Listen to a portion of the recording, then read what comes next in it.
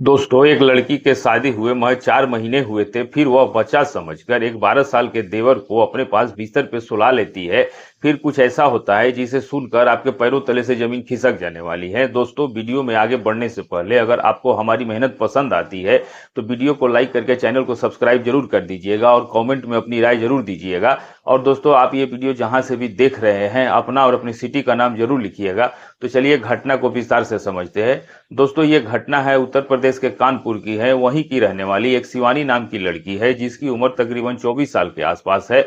और उसके पिता वही गांव में ही खेती बाड़ी किया करते थे और उसकी माँ जो थी दोस्तों, वह गांव के सरपंच के यहाँ झाड़ू पोछा लगाया करती थी, जिससे कि उसके परिवार का बहुत ही अच्छे से गुजारा हो जा रहा था। उसी दौरान जो शिवानी के फूफा होते हैं वह शिवानी के लिए रिश्ता लेकर के पहुंचते हैं और कहते हैं कि मेरे गांव में दो भाई हैं और बड़ा भाई जो कि अपनी जिम्मेदारियों को समझकर अपने छोटे भाई की पढ़ाई लिखाई के लिए अच्छे पैसे कमाता है, तो क्यों ना आप अपनी बेटी शिवानी की शादी उससे करा दे। इस बात को सुनकर शिवानी के पिता पहले तो राजी नहीं होते, क्योंकि जिस घर में सिर्फ दो भाई हो उस घर में वो अपनी बेटी की शादी नहीं करना चाहते थे। लेकिन शिवानी की मां कहती है कि आप ऐसी बातें कैसे कह सकते हैं, आपका एक बेटा है तो क्या हुआ, किसी घर में दो बेटे होते हैं, किसी घर में तीन बेटे होते हैं, और क्या वो सभी कुंवारे रहते हैं।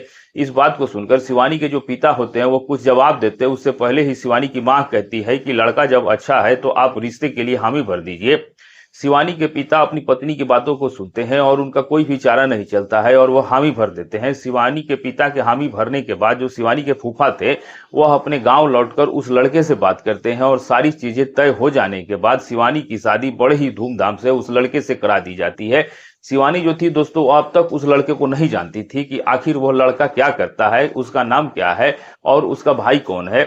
बहुत तरह के सवाल दोस्तों शिवानी के मन में चल रहे होते हैं और शिवानी अपने कमरे में बैठकर दुल्हन के जोड़े में अपने पति का इंतजार कर रही होती है। तभी उसके कमरे में एक हंसता खेलता हुआ लड़का बहुत तेजी से आता है। भाभी भाभी कहते हुए वह भाभी के पास आकर के बैठ जाता है और कहता है कि भाभी, आप बहुत ही ज्यादा खूबसूरत लग रही हो और आप जैसी तो खूबसूरत दुल्हन मैंने आज तक देखी ही नहीं है, और मेरी 14 साल की उम्र में। इस बात को सुनकर दोस्तों शिवानी पूछती है कि आपका नाम क्या है। तब दोस्तों वह लड़का बोलता है कि क्या आपको नहीं बताया गया है कि मेरा नाम अमन है। इस बात को सुनकर शिवानी बड़े ही प्यार से कहती है कि अमन, तुम भी बहुत अच्छे हो और तुम्हारे भैया इस वक्त कहाँ हैं। तब अमन कहता है कि भैया सारे रिश्तेदारों से बातचीत करने में लगे हुए हैं, तब तक आप मुझसे कुछ मनोरंजन की बातें कर लीजिए। दोनों एक दूसरे से दोस्तों बातें करना शुरू कर देते हैं और बातें, और शिवानी और अमन दोनों बात कर ही रहे होते हैं। तभी दोस्तों उसका पति मोहन कमरे में पहुंचता है और वो देखता है कि उसका छोटा भाई अमन कमरे में बात कर रहा है। और जब अमन देखता है कि उसका बड़ा भाई मोहन कमरे में आ चुका है तो वह कमरे से जाने लगता है। तभी मोहन अपने भाई को रुकने के लिए कहता है और शिवानी के पास बुलाता है, और मोहन अपने शिवानी के पास पत्नी के बगल में ही बिस्तर पे बैठता है और कहता है कि इसका इस दुनिया में मेरे सिवा कोई भी नहीं और तुम आज इसे इसका ख्याल रखना एक माँ की तरह। इस बात को सुनकर शिवानी मुस्कुराती है और कहती है कि आप जैसा कहते हो वैसा ही होगा। अब दोस्तों अमन ये बात सुनता है और मुस्कुराते हुए उस कमरे से चला जाता है। और तकरीबन 15 से 20 दिन बीतने के बाद मोहन अपनी पत्नी के पास पहुंचता है और कहता है कि उसे शहर में काम अच्छा मिल चुका है और घर के खर्चे जो है वो खेती बाड़ी से नहीं चलते हैं, तो क्यों ना मैं शहर जाकर कुछ पैसे कमाऊं। तो शिवानी खुश हो जाती है और कहती है कि ठीक है, आप जैसा सोच रहे हो अच्छा ही सोच रहे हो। अब दोस्तों मोहन शहर चला जाता है और काम पकड़ के हर दिन अपने घर से आना जाना शुरू कर देता है। शिवानी अपने 14 साल के देवर अमन को उठाती, नाश्ता बनाती और स्कूल पहुंचाने के लिए चला जाया करती। अब दोस्तों ये सिलसिला चलता रहता है और शादी के तकरीबन 4 महीना 10 दिन हो चुका था। मोहन एक दिन शाम को काम से लौटता है। शिवानी घर में किचन में खाना बना रही थी तो वह देखता है कि मोहन बरामदे में आकर बैठा है। उसका चेहरा काफी उतरा उतरा सा लग रहा था। तो शिवानी देखती है कि उसका पति उदास है, तो वह तुरंत ही अपने पति के पास पहुंचती है और पूछती है कि आप काफी उदास लग रहे हो, कोई बात है क्या। तब दोस्तों शिवानी की बातों को सुनकर मोहन कहता है कि मुझे अब तुमसे दूर जाना पड़ेगा। तब शिवानी कहती है कि दूर जाना पड़ेगा, आखिर ऐसा क्या हुआ है जिसके कारण आप मुझसे दूर जाओगे। तब दोस्तों मोहन कहता है कि मेरा ट्रांसफर हो चुका है और अब मुझे इस शहर से दूसरे शहर भेजा जा रहा है। मैं क्या करूं, कुछ समझ नहीं आ रहा है, अब नौकरी छोड़ दूं या नहीं। तब दोस्तों शिवानी कहती है कि आप हमसे दूर कैसे जा सकते हो, अभी तो हमारी शादी को महज 4 महीने ही बीते हैं। इस बात को सुन के दोस्तों मोहन कहता है कि मेरी सैलरी काफी अच्छी है और प्रमोशन भी हो चुका है और वहां पर जाने के बाद सैलरी और भी ज्यादा बढ़ जाएगी, और अगर मैं ये नौकरी छोड़ दूंगा तो शायद दोबारा ऐसी नौकरी ना मिले। अब दोस्तों शिवानी कहती है कि आपको जैसा अच्छा लगे वैसा करो। अब दोस्तों मोहन जो था वह बरामदे में बैठा हुआ था। शिवानी उठती है और किचन में अपने पति के लिए नाश्ता लाती है। मोहन नाश्ता करना शुरू कर देता है, तभी अमन घर पे पहुंचता है। अमन को देखते ही मोहन और वह एक दूसरे से हंस हंस की बातें शुरू कर देते हैं। अब जैसे घर में पहले उदासी थी, वैसे ही वही उस घर में फिर से खुशियां लौट आई थी। और इस दृश्य को देखकर शिवानी समझ जाती है कि मोहन अपने भाई को ट्रांसफर की बात नहीं बताना चाहता, और शिवानी भी दोस्तों अमन को कुछ नहीं बताती।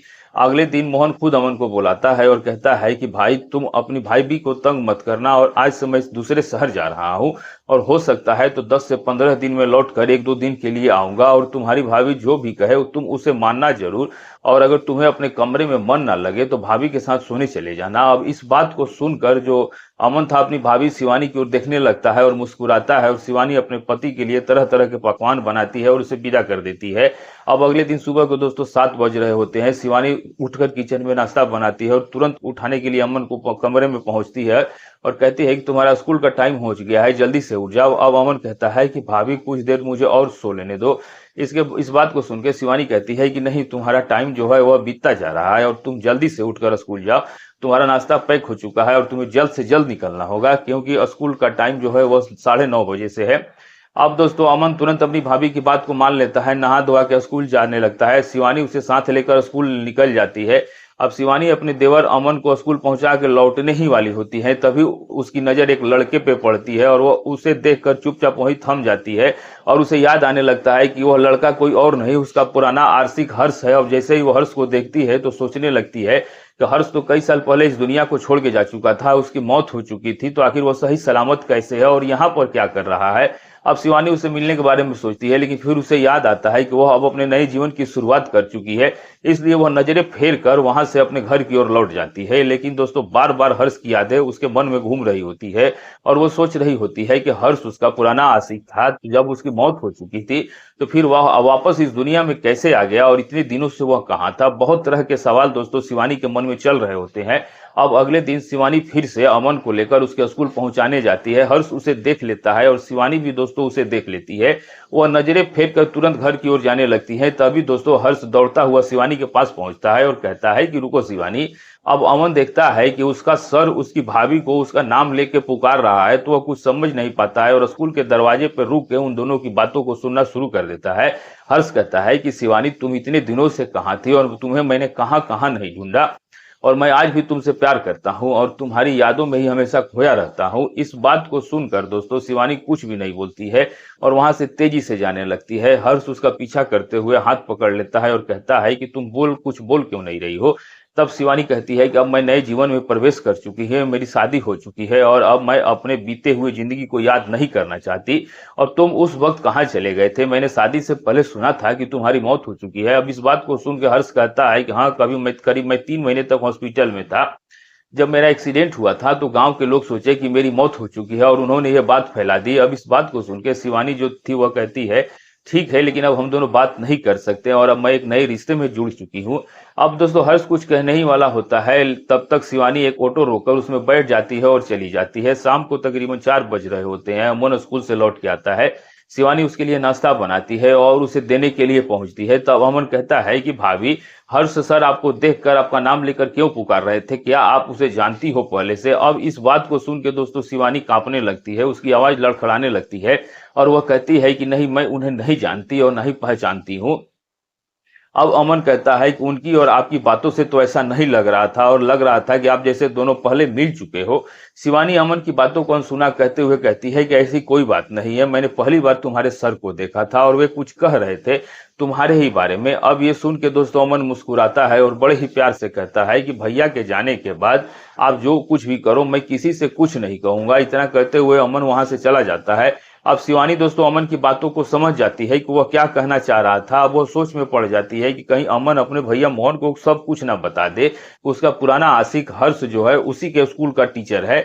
अब अगले दिन सुबह दोस्तों करीबन 7 बज रहा था, तो अमन कहता है कि भाभी, मुझे याद नहीं था, आपको कहना था कि आज स्कूल में पेरेंट्स मीटिंग रखी गई है, तो आज आपको मेरे साथ चलना होगा, और मेरे माता पिता तो है नहीं और ना ही भैया घर पे हैं, तो आखिर कौन जाएगा? आप ही न चलोगी? अब इस बात को सुन के दोस्तों शिवानी बड़े ही प्यार से मुस्कुराते हुए कहती है कि ठीक है, मैं चलती हूँ, पहले तुम नाश्ता कर लो। अब दोस्तों अमन जो था वह नाश्ता करता है और स्कूल की ड्रेस पहनकर शिवानी के साथ स्कूल के लिए निकलता है। घर से स्कूल जाने में तकरीबन 20 मिनट का समय था। शिवानी पेरेंट्स मीटिंग में पहुंच गई। हर्ष वहीं मौजूद होता है और जैसे ही वह शिवानी को देखता है तो वह उठ के खड़ा हो जाता है और उसी की ओर टकटकी लगा के देखने लगता है। उसकी निगाहें शिवानी से हट नहीं रही थी और शिवानी की नजर दोस्तों जब उससे मिलती है तो वह तुरंत ही अपनी नजरें नीचे कर लेती है। और अमन जैसे ही अपने सर हर्ष को देखता है तो वह कहता है कि सर मीटिंग है, आप कुछ बात क्यों नहीं कर रहे हैं। अब इस बात को सुनकर हर्ष का ध्यान शिवानी से हटता है और वो मीटिंग में बातें करना शुरू कर देता है। कुछ देर बाद मीटिंग खत्म होती है, शिवानी वहां से निकलने लगती है। तभी हर्ष सर उसके पास आते हैं और कहते हैं कि तुम लोगों के लिए खाने के लिए कैंटीन में अच्छी व्यवस्था कर दी है, जाओ तुम दोनों कुछ खा लो। अब शिवानी मना कर देती है। तब अमन कहता है कि बहुत दिन के बाद अब ऑफर मिला है, चलो भाभी हम दोनों चल के कैंटीन में खा लेते हैं। वहां पर अक्सर सारे सर भी खाते हैं। अब दोस्तों अमन अपनी भाभी का हाथ पकड़ता है और उन्हें कैंटीन में ले जाता है और वहां पर शिवानी और अमन के लिए दोनों ही बहुत स्वादिष्ट खाना पहुंचता है। शिवानी एक मुहाला न्यू में लेती है और अमन बार बार कुछ नया ऑर्डर करता जा रहा था। कभी आइसक्रीम तो कभी तरह तरह के पकवान मंगाता है और बड़े ही चाव से खाता है। अब दोस्तों शिवानी कहती है कि बस करो, तो अमन कहता है कि आज काफी स्वादिष्ट भोजन मिल रहा है, घर का खाना अब बोरिंग लगने लगा है, रोज एक ही जैसा। इस बात को सुनकर शिवानी जो थी वो अमन की ओर देखने लगती है और कहती है क्या बातें कर रहे हो। तब अमन कहता है कि भाभी मैं मजाक कर रहा हूँ। अब दोस्तों दोनों खाना खाते हैं और वहां से खाना खा के निकल जाते हैं। रात होते ही शिवानी सारे काम निपटाकर अपने कमरे में पहुंचती है और अमन भी उसी बेड पे सोया हुआ था। तभी अमन कहता है कि मुझे कुछ काम है और मैं इस कमरे से बगल वाले कमरे में जा रहा हूं सोने के लिए। इस बात को सुनकर शिवानी कहती है कि आखिर इतनी रात को तुम्हें क्या काम पड़ गई। तब अमन कहता है कि मुझे स्कूल का टास्क मिला है और मुझे वह बनाना है और वह नहीं बनाया तो सर मेरी पिटाई करेंगे। ये सुन के शिवानी कहती है ठीक है जाकर काम करो। अब दोस्तों अमन कमरे से निकलता है और बगल के कमरे में चला जाता है और तकरीबन आधा से 1 घंटे बीत जाने के बाद कुछ आवाजें घर से आने लगती है और बगल के कमरे से कोई धीरे धीरे बातें कर रहा था। अब शिवानी की दोस्तों आंख खुलती है तो ये देखती है तो उसे समझ नहीं आता है कि अमन अकेला है तो आखिर बातें किससे कर रहा है, क्योंकि उसके पास मोबाइल भी नहीं है। और अब वो दरवाजे पर जाती है और झांक कर देखती है तो अमन एक लड़की के साथ बैठा हुआ होता है और दोनों एक दूसरे के साथ काफी करीब बाहों में बाहों डाले प्यार भरी बातें कर रहे होते हैं और अमन लड़की के कानों में कुछ कह रहा होता है और वो लड़की भी अमन के कानों में कुछ कह रही होती है। तभी शिवानी के हाथों से दरवाजे की कुंडी लग जाती है और खटक की आवाज आती है। शिवानी तुरंत अपने कमरे में चली जाती है और वह सोच रही होती है कि अमन को जाकर 2 थप्पड़ जड़ दे, लेकिन वो ऐसा नहीं करना चाहती थी क्योंकि अगर वह लड़की भाग गई तो अमन सब कुछ नकार देगा। और उस रात शिवानी इन सारे बातों को सोचती हुई सो जाती है। सुबह होते ही दोस्तों वह किचन में खाना बनाने पहुंचती है और देखती है कि अमन पहले से वहां बैठा उसका इंतजार कर रहा था। अब शिवानी पूछती है कि आज तुम्हारी नींद इतनी जल्दी कैसे खुल गई। तब दोस्तों अमन कहता है कि तुमसे बात करनी है और एक शर्त लगानी है, तुम्हारी बातें मैं अपनी भैया से नहीं कहूंगा। अब शिवानी समझ नहीं पाती है और वह कहती है कि कौन सी मेरी बातें हैं जो तुम भैया से बता दोगे। तब दोस्तों अमन कहता है कि तुम पहले सर से प्यार करती थी और उन्हीं के साथ घूमा करती थी, और ये सारी बातें मुझे मालूम है और मुझे एक शर्त है, अगर मानोगी तो सब छिपा लूंगा, किसी से कुछ नहीं कहूंगा। अब शिवानी कहती है कि तुम कैसी बातें कर रहे हो, मैं तुम्हारी शर्त क्यों मानूं। अमन दोस्तों बड़े ही ध्यान से शिवानी की ओर देखता है। अब शिवानी को लगने लगता है कि जैसे वह कोई 14 या 12 साल का लड़का नहीं बल्कि कोई एक और ही लड़का हो। अब वो अपने हाथ में पकड़ा गिलास छोड़ देती है, गिलास गिर के टूट जाता है। तब अमन कहता है कि इधर आओ, मैं तुम्हारे कान में कुछ कहना चाहता हूँ। अब दोस्तों शिवानी उसके पास जाती है। तब दोस्तों अमन शिवानी के कान में कहता है कि जिस तरह मैं रोज तुम्हारे बिस्तर पे सोता हूँ, आज रात मुझे भी वैसा मौका दो भैया की तरह। अब ये सुनते ही शिवानी गुस्से में कहती है कि तुम कैसी बातें कर रहे हो, तुम्हें शर्म नहीं आती, मैं तुम्हारी भाभी हूँ, माँ समान हूँ, अब तुम्हें हमेशा बेटे ही की जैसा समझा है। तब दोस्तों अमन कहता है कि मैं कुछ नहीं जानता, तुम्हें कुछ समय दे देता हूं और जब लौटूंगा तब मुझे हाँ या ना में जवाब देना होगा। अब इतना कह के दोस्तों अमन चला जाता है और तकरीबन शाम को 8 बजे शिवानी सारे काम निपटाकर अपने कमरे में जाके दरवाजा बंद कर लेती है। अब रात को 9 बजे अमन घर लौटता है। घर काफी सुनसान लौटता है। वो भाभी को ढूंढते हुए उनके कमरे के पास जाता है और दरवाजा खटखटाता है। शिवानी अमन की बातों को याद करके थर थर कांप रही होती है और वो सोचती है कि क्या करें, शर्त माने तो कलंक लगेगा और ना माने तो अमन उसके पति को सब बता देगा। शिवानी बार बार दरवाजे की ओर देख रही होती है। अमन दरवाजा पीट रहा होता है और काफी देर के बाद अमन देखता है कि दरवाजा नहीं खुला तो वह बगल के कमरे में जाकर के सो जाता है। अगली सुबह शिवानी किचन में नाश्ता बना रही होती है और वह बार बार दरवाजे की ओर देखती है कि अमन उठा या नहीं। अब दोस्तों अमन चुपचाप कमरे से उठ के निकलता है। शिवानी कहती है नाश्ता कर लो, खुद से स्कूल चले जाओ। आज से मैं तुम्हें स्कूल छोड़ने नहीं जाऊंगी। अमन चुपचाप टिफिन पैक करता है, बैग उठाता है और स्कूल चला जाता है।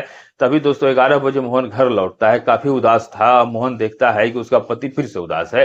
अब उसे डर लगने लगता है कि कहीं अमन ने सब कुछ बता तो नहीं दिया। अब वो अपने पति से पूछती है क्या बात है, आज आप फिर से उसी दिन की तरह उदास लग रहे हो। तब मोहन कहता है कुछ नहीं, बस थका हुआ हूँ। एक गिलास पानी ला करके दो और उसमें थोड़ा नींबू डाल देना और फिर थोड़ा आराम करना है। अब दोस्तों शिवानी नींबू पानी बना के दे देती है। मोहन पी के सूत जाता है। शिवानी अपने घर के कामों में लग जाती है और तकरीबन 2 बजे मोहन बालकोनी में आके बैठता है। फिर से उदास लग रहा होता है। शिवानी मान लेती है कि शायद थकावट के कारण हो। तभी अमन स्कूल से लौटता है क्योंकि शनिवार था। अब मोहन उसे देख करके खुश हो जाता है और दोनों हंसते हुए बातें करने लगते हैं। तब मोहन कहता है कि आज सुबह एक बात पता चली, मेरा सबसे बड़ा भाई जो जेल में था वो छूट के आ रहा है। यह सुन के दोस्तों शिवानी किचन से दौड़ के आती है और पूछती है कि आपका कोई बड़ा भाई भी है। तब मोहन कहता है कि पहले मुझे नहीं पता था, किसी ने मुझे बताया नहीं था, और जब मैं सुबह उठा तो मुझे मैसेज मिला कि भाई जेल से छूट चुका है और पापा जिंदा है और वे घर पहुंचने ही वाले हैं। ये सुन के शिवानी बहुत खुश हो जाती है और उसे खुशी होती है कि उसे ससुर और जेठ दोनों ही हैं और वह तरह तरह के पकवान बनाना शुरू कर देती है। तभी अमन किचन में आता है और अपनी पसंद का खाना बनाने को कहता है, लेकिन शिवानी उसकी बातों को अनदेखा कर देती है। अमन बड़े प्यार से शिवानी के कदमों में बैठ जाता है और पैरों को पकड़ के कहता है कि भाभी आज मेरी माँ समान हो और मुझे पता है कि आप मेरे बारे में क्या सोच रही हो। दरअसल उस रात आपने मुझे मेरी गर्लफ्रेंड के साथ देख लिया था और मुझे डर था कि आप भैया को बता देंगी, इसीलिए मैंने आपको डराने का नाटक किया ताकि आप चुप रहे। अब ये सुनते ही शिवानी अमन को अपने पैरों से उठाती है और कहती है कि आज के बाद इस तरह का मजाक कभी मत करना, और तुम्हारे इस मजाक ने मुझे घुट घुट के जीने पे मजबूर कर दिया और मुझे हर पल डर लगा कि कहीं तुम मोहन को मेरे पुराने आशिक की बातें ना बता दो। अब मोहन दोस्तों ये सारी बातें गेट के पास से सुन रहा था। वह तुरंत किचन में आता है और कहता है कि मुझे तुम्हारी पुरानी जिंदगी से कुछ लेना देना नहीं। तुम पहले किससे प्यार करती थी मुझे कोई फर्क नहीं पड़ता और मैं अब चाहता हूं कि अब हमारी जिंदगी में कोई तीसरा ना आवे। तब दोस्तों शिवानी कहती है कि नहीं, अब कोई तीसरा ना था ना कोई होगा। हर्ष मेरा अतीत था और मैं अब उसे भुला चुकी हूँ और अब मैं तुम्हारे ही साथ खुश हूँ और अपने पूरे परिवार में कोई भी मायूसी नहीं देखना चाहती। इतना कहते ही दरवाजे पर शिवानी का ससुर और जेठ पहुंचते हैं। शिवानी उनका आदर सत्कार करती है और पूरा परिवार साथ में मिलकर खुशहाल जीवन जीने लगता है। दोस्तों ये कहानी केवल शिक्षा के उद्देश्य से बनाई गई है। मेरा मकसद किसी का दिल दुखाना नहीं है, बल्कि समाज में जागरूकता और समझ बढ़ाना है। अपना कीमती समय देने के लिए दिल से धन्यवाद। दोस्तों मिलेंगे फिर से ऐसे ही अच्छी और सच्ची घटना के साथ। आप जहां से भी वीडियो देख रहे हैं अपना और अपनी सिटी का नाम जरूर लिखिएगा। तब तक के लिए दोस्तों नमस्कार।